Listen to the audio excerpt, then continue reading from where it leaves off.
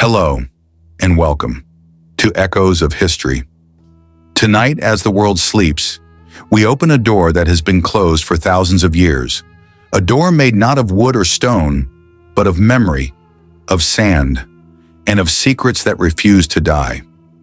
Because ancient Egypt was not just a civilization, it was a heartbeat, a rhythm echoing through tombs, deserts, temples, and through the souls of the people who believe that life never ends. It only changes form. And tonight, for the next 45 minutes, you and I will walk through that heartbeat, slowly, softly, piece by piece, until the desert speaks. For over 3,000 years, Egypt stood as the center of the ancient world. Its kings rose like the sun, its cities glowed beside the Nile, and its stories were carved into stone so they could whisper across eternity. Every grain of sand hides a life. Every wall hides a prayer. Every tomb hides a voice still waiting to be heard. The Egyptians believed something extraordinary, that death was not an ending. It was a journey, a passage, a return to the stars from which the soul once came. And so they built a world not just for the living, but for the dead. Monuments, rituals, maps, prayers, not for this life, but for the next. Tonight, we will follow that journey. Mummification, a ritual of care, patience, and sacred purpose. It took up to 70 days, 70 sunrises, 70 sunsets, each one a step closer to eternity. The body was washed with sacred water from the Nile. The organs were removed and placed gently in canopic jars, protected by the four sons of Horus. Then came the most delicate stage, drying the body with natron, salt that could stop time, salt that paused decay, salt that allowed the soul to recognize its home again. When all moisture was gone, the body was anointed in oils, wrapped in soft linen, kissed with prayers, and surrounded by amulets that glowed with divine protection. Because to the Egyptians, a preserved body meant a preserved forever. The heart, to the Egyptians, was everything. Not the brain, not the mind, but the heart. It held memory, it held emotion, it held truth. It was left inside the body because it was needed for the most important trial of all. In the Hall of Two Truths, the heart was placed on a scale. On the other side, the feather of Ma'at, the goddess of cosmic order. A heart lighter than the feather meant the soul was pure. A heart heavier meant it was burdened with wrongdoing and would be swallowed by the terrifying goddess Ammit. Imagine your entire life, every emotion, every choice, every kindness, every cruelty, measured in silence on a divine scale. And Thoth, god of writing, stood beside the scale, recording the fate with calm, unshakable truth. Long before the world spoke the word pharaoh, a king named Djoser ordered a tomb unlike any before it. His architect, Imhotep, a man so brilliant he became a god after death, stacked stone mastabas into the first pyramid, the step pyramid of Saqqara, a staircase to heaven, a message in stone that said, "My king will not fall, my king will rise." Temples were not places to gather. They were houses for the gods. The innermost chamber, the sanctuary, held a statue treated like a living being. It was dressed, washed, offered food, perfumed with incense.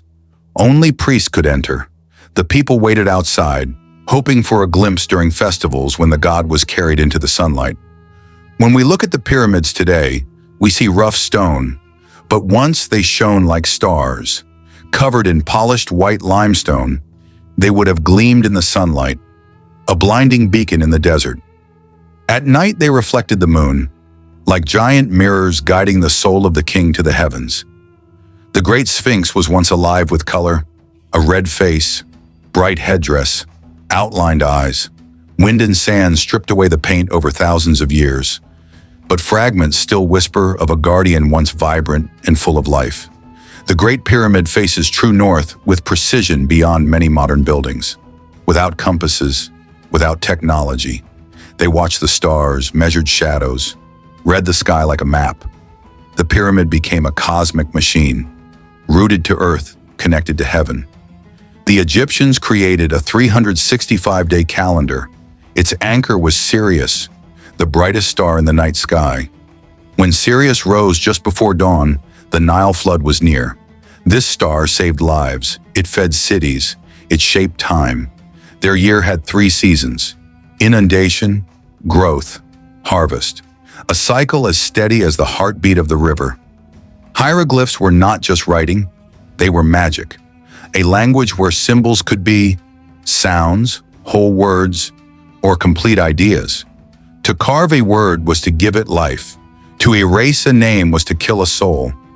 Only scribes and priests could master hundreds of signs. They trained from childhood to become keepers of memory. Priests were astronomers, calendar keepers, timekeepers, guardians of cosmic order. Temple roofs were observatories. Their rituals followed the sun, the stars, and the moon. The Egyptians had 2 words for eternity: jet, timeless, unchanging, eternal stillness. Nehe, the cycle of renewal, like seasons and sunrise. Together they described forever, not as one thing, but as a balance, stillness and movement, ending and returning. Beer was food, beer was pay, beer was life, thick, nutritious, made from fermented bread. Even children drank a lighter version. Workers received beer as wages. Priests offered beer to the gods. It was Egypt's heartbeat. Bread sustained Egypt. But grinding grain with stone filled the flour with sand. Teeth wore down, enamel cracked. Abscesses were common, not from neglect, but from survival. The pharaoh was not human, not fully. He was the son of Ra, the living Horus, the divine ruler responsible for keeping balance in the universe. Obeying him was obeying the gods. Pharaohs, men or women, wore a false beard as a sign of divinity, a symbol connecting them to Osiris, god of the afterlife. Even Queen Hatshepsut wore one to declare herself a god-king Egyptian. Women could own property, run businesses, appear in court, and initiate divorce. For the ancient world, this was extraordinary. Queens and priestesses held real power. Egypt believed in balance, and so women had voices. Cleopatra VII was not purely Egyptian. She was Macedonian Greek through the Ptolemaic line, but she embraced Egypt with unmatched devotion, learned its language, honored its gods, and ruled as a true pharaoh. To preserve the divine bloodline, pharaohs often married sisters or half-sisters. It echoed the myths of Isis and Osiris. For royalty, marriage was not emotion. It was stability, continuity, divine order. Entire cities still sleep beneath Egypt. Thonis Heraclean, buried under the sea. Akhetaten, erased after one king. Per-Rameses, vanished as the river moved.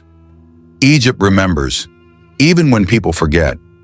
The desert is silent, but it remembers everything. It holds broken statues, lost tombs, forgotten footprints, and whispers of names no longer spoken. Thank you for spending these moments in the quiet sands of history, here on Echoes of History. If this journey helped you relax, unwind, or drift a little closer to sleep, consider liking, subscribing, or sharing your thoughts with our peaceful corner of the world. Until next time, sleep well, travel gently, and let the echoes guide you home.